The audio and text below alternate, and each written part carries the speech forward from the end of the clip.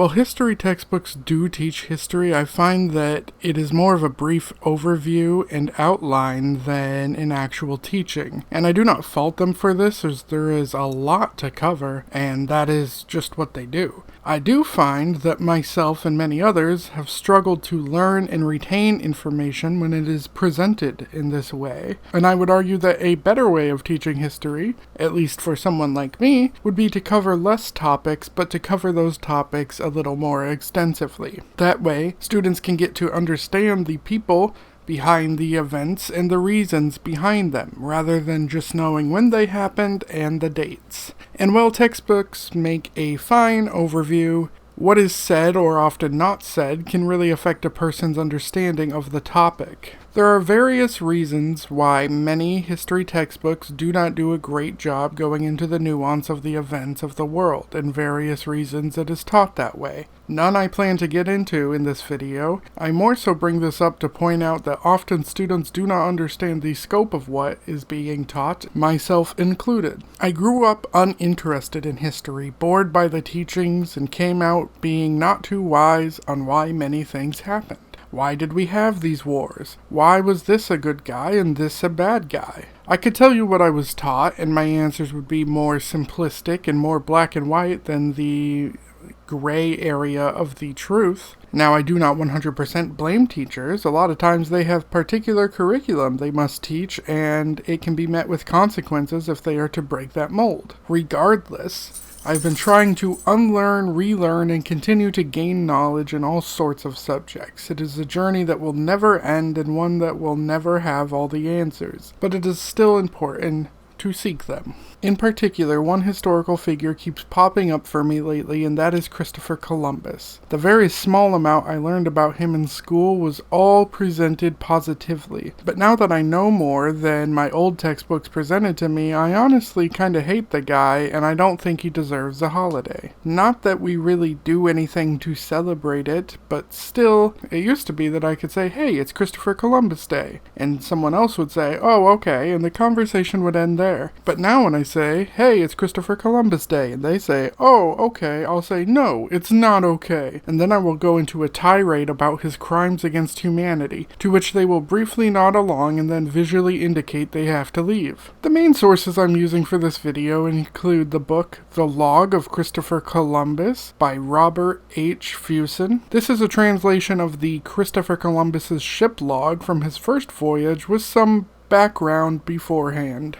The second chapter of Lies My History Teacher Taught Me by James W. Lowen. This is a chapter from the book that dives into the common misconceptions regarding Christopher Columbus. Dark Matter 2525's video called Christianity Doesn't Exist, which dives into the hypocritical way Columbus conquered in the name of Christianity while not being very Christian within his actions. And I also use Wikipedia to help me with an outline for my script before I jump into my fact-checking stage. Before I get into why I dislike the guy, let's go ahead and talk about how he has been presented to me growing up. In 1492, Christopher Columbus sailed the ocean blue. And why? To prove the earth wasn't flat and also to get spices. And in doing so, he accidentally discovered America, thinking it was India, which is why we call Native Americans Indians. That's the really short and basic summary of it, and while I did shortly later learn he didn't actually discover America, it wasn't until very recently that I learned just how awful of a person he was. Now, these logs have been translated from the best available sources of the logs we have. That, of course, doesn't mean infallible, but in this case, it does mean very, very good. This is still a well-researched and put-together translation of the logs. Multiple sources were compared and contrasted, and the more reliable ones are the ones that were went with. I do for sure recommend this book, as it is a fascinating read. I simply am pointing out that while this will be a close approximation of his logs, it will not be exact, and some minor things have been changed for the English translation to make it more digestible as an English-speaking reader, such as, like, the measurements that they use. It does, however, make note of any changes to describe what was changed and why. So Columbus was born somewhere. We don't actually know where, and we only have guesses. We also don't know when he was born. Much like Tommy Wiseau, he is a man of mystery. This is actually on purpose, it seems, as Columbus actively wanted things about his past to remain obscure, and he even kept much of it from his own family. There may be many reasons for this, and there are good arguments for one or the other, but ultimately we do not actually know. We don't even know what he looked like. These are all paintings of him, but none are from his actual lifetime. And while most people seem to use this one, I'm going to just use a different one because I can. Because in all honesty, we don't even know which is the true Columbus, if any of them even are. Also, I'm sure lots of people already know by now, but it's still worth pointing out Columbus did not discover America. He wasn't even close to the first to explore it. This is actually a really nifty chart in Lies My Teacher Told Me that shows different ones before and how credible the evidence is on that, and I think that's neat. Queen Isabella I and King Ferdinand II of Spain, technically Castile and Aragon, agreed to sponsor his voyage. Now, lots of people already knew the Earth was round and had known for a long time. What we really didn't know at this point was the size of the globe. That, and also that the Americas were in between. And while yes, he died thinking he was in Asia, this wasn't really stupidity, it was simply a lack of knowledge. Those before him who also traveled to the area also thought they found Asia. And it wasn't until around 1510 where we started suggesting that actually that might have been a new land altogether. I'm also not diminishing his journey either. It was an incredibly skilled and also very lucky journey. Lucky because he used the wrong calculations, the wrong numbers, and ended up in the wrong place, but at least he didn't die out in the open ocean like lots of people thought he would. And also lucky because he made it back, while still having men trying to sabotage the trip, and men who stole a ship and abandoned him once they arrived. Nevertheless, Columbus did arrive to the Bahamas, which in his calculations was close to Japan. Upon arriving, he met the natives there and was blown away by how friendly and peaceful they were. They did have spears, but it appeared to be to defend themselves from a different tribe, and they didn't know what a sword was. He stated in his log, quote, "They are a friendly and well-dispositioned people who bear no arms except for small spears, and they have no iron. I showed one my sword, and through ignorance he grabbed it by the blade and cut himself." End quote. Columbus also noticed a couple had gold nose rings, which excited him to the possibility of gold there. He talked about how easy it would be to convert these people to Christianity, and made claims about what they were saying, such as, quote, "By the signs they made, I think they were asking if we came from heaven. One old man even climbed into the boat we were towing, and others shouted in loud voices for everyone to come to the beach, saying, 'Come and see the men from heaven, bring them food and drink.'" End quote. Despite one day ago claiming he did not know what they were saying, one day is a very fast time to learn a language, and while I'm sure he tried to understand, I do think he exaggerates and straight up doesn't tell the truth at times. One day before that quote, he said, "Their speech is very fluent, although I don't understand any of it." End quote. Columbus wrote about how he could take them hostage, 6 or 7 of them to take back and learn English, and that if the king sent 50 men, they could take over the whole place for slavery. "I think they can easily be made Christian as they have no religion. If it pleases our Lord, I will take 6 of them to our highnesses, when I depart in order that they may learn our language." End quote. Quote, "With 50 men you could subject everyone and make them do what you wish." End quote. Also, he had to constantly do things in ways to make sure his hostages didn't escape, because 2 of them already got away. He did plan to learn their language from them and to teach them his, as to make things go smoother. He also talked about how polite and kind the people were and how they would trade items for junk. Quote, "I cannot get over how docile these people are. They have so little to give, but will give it all for whatever we give them, if only broken pieces of glass and crockery."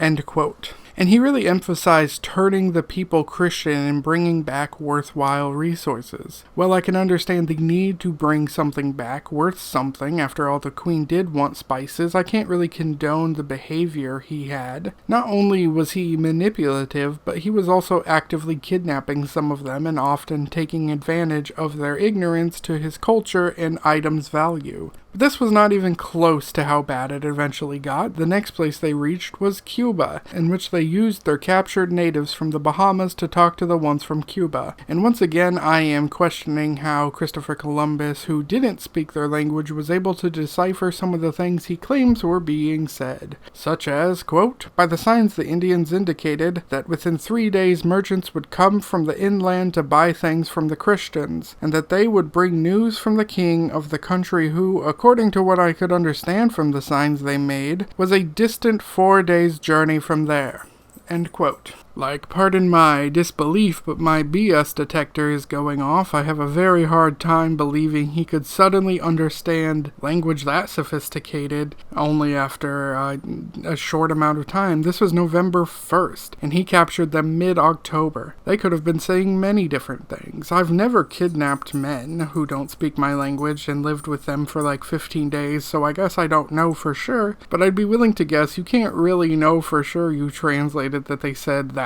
This kind of thing is constantly happening in his log, where he is making very bold assumptions on things based on very little information. To be fair, if I was also in a land where I knew nothing, I promise I'd make incorrect assumptions too, but I for sure wouldn't be as bold and confident as he is most of the time. Also, I read and reread the log around the time, and I never saw merchants come during those 4 days. To go through each thing Columbus states in the log that ends up being wrong would triple the length of this video, because it's honestly a lot. Once again, he meets some natives. Once again, the natives treat them like they're from heaven. And once again, he talks of their innocence and they make trades with him. Quote, "All that these people have, they will give for a very ridiculous price. They gave 1 great basket of cotton for the end of a leather strap. These people are far away from war and evil." End quote. And once again, he talked about spreading Christianity to these people. Now, I could see someone argue that this was more of an act of love, that he spread Christianity because they didn't know Christ and he wanted them to go to heaven. And to this argument, I very much so disagree. First off, you don't kidnap the people you care for. Second off, he has already concluded that he is superior to them and that they need to learn his ways, language, and religion. I'd also argue that these people are more like Jesus than Christopher Columbus and his Christians. They are very meek and know no evil. They do not kill or capture others and are without weapons. They are so timid that 100 of them flee from one of us, even if we are merely teasing. They are very trusting. They believe there is a God in heaven, and they firmly believe we come from heaven. They learn very quickly any prayer we tell them to say, and they make the signs of the cross. Therefore, your highnesses, we must resolve to make them Christians. End quote. These are just innocent people living and loving life, and what is to come to these people is pure evil. And he, despite not understanding the language, continues over and over to claim that his hostages keep telling them of how much gold there is, despite, in this whole trip, him seeing very little. He then kidnaps some women and children so that the men he kidnapped earlier would have others to be with and might behave better once arriving to Spain, which is actually crazy. That means he kidnapped other families to present to these men he kidnapped and was like, "These are your family now."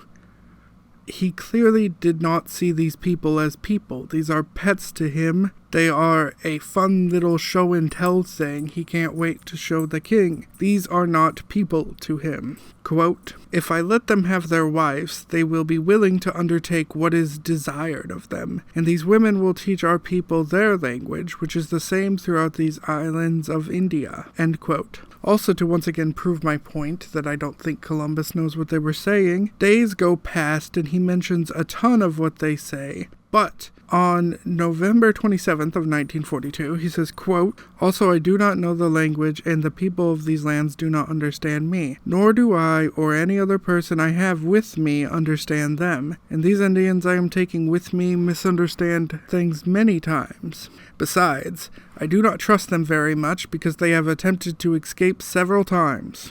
End quote. He then travels to Hispaniola Island, which is presently Haiti, and the Dominican Republic. So even though we say he traveled to America, we aren't really talking like USA, North America. We're kind of talking like the little islands right here. The log continues, and at times it feels like I am reading the same thing over and over and over and over again, because the same things kind of keep happening. He keeps finding groups of people. He thinks there will be lots of gold close by. He trades with them and talks about how nice and kind the people are and how easily he could take them over and also make them Christian. And then you just like rinse and repeat that again and again and again. I could honestly use an entirely different set of quotes in this video and still get the exact point across because he repeats the same thing so often. And it's wild to hear some of what he says and to know what he does. I certify to your highnesses that in all the world I do not believe there is a better people or a better country.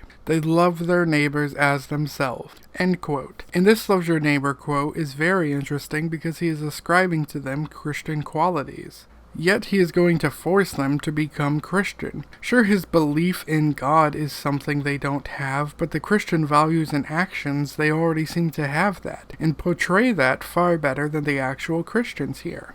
Now, eventually Columbus did find the people that the natives were afraid of. They were more aggressive and had bows and arrows, but the battle was quick and did not seem to really have casualties before ending, although one dude did get cut on the butt. Upon arriving home, Columbus presented the surviving natives to the king and queen, and yes, I said surviving as they didn't all make it back. Now we jump into his second through his fourth voyage, and this is where it gets awful. The second voyage he took was to establish permanent colonies. Now, he had already set up a small settlement on his first voyage, but this was going to be a far more expansive one. The people aboard were farmers or carpenters, people who had skills that could build a civilization. And also priests. They were there to make sure the natives became Christian. Now, each voyage was sorta around the same areas, but it was also always a bit different. I can try to provide a map of some sort, and if I can't find one, I will make one. When he returned to the small settlement he had left on his first voyage, he saw it was torn apart. A lot of fighting over gold and women had taken place, and many of the men had died. Columbus ordered a group of men to spread out and enforce Spanish control of the land, and then he sailed off to keep exploring. These men he sent stole from the natives, captured them as slaves, and raped the women of the island. Fortunately, the natives fought back. Unfortunately, this meant nothing, however, as Columbus returned later with more troops and waged war against the Taino people until they had won. And it was a brutal, bloody war, if it can even be called that. Does people with sticks and rocks versus people with cannons and swords and war dogs count as a war? I'd really just argue that's a slaughter. The people were made into slaves, and a tribute system was put in place for finding gold. If they managed to find or bring gold, they were rewarded with a necklace that told the Christian soldiers not to punish them, and that they were safe for 3 months. And any native who didn't have a necklace was punished in severe ways. And guess what? When that necklace expired, if you didn't have more gold in a place that literally just didn't have it, then they cut off your hands. Columbus then set up a system called the Encomendia, which was a system in which the people they captured would get education and protection, and the captors get to beat the hell out of them and use them as slaves. Seems pretty unfair to me. Plus, forcing your ways upon people doesn't really qualify as education in my mind. More like a forced cultural assimilation, but whatever they needed to tell themselves to pretend they're the good guys. And these were some brutal punishments for not doing well enough as slaves. They would cut off ears and noses and just mess up your face or whip the hell out of you. In 1517, Pedro de Cordoba wrote to the king and said, quote, As a result of the sufferings and hard labor they endured, the Indians chose and have chosen suicide. Occasionally, 100 have committed mass suicide. The women, exhausted by labor, have shunned conception and childbirth. Many, when pregnant, have taken something to abort and have aborted. Others, after delivery, have killed their children with their own hands, so as not to leave them in such oppressive slavery. Women were often used as rewards for the men to rape, including young girls. Columbus then said, "Oh, that's not even the worst I can be." There was a rebellion of people who tried to fight back, but it did not succeed. Columbus had 500 people shipped to Spain as slaves, and 200 died on their way there.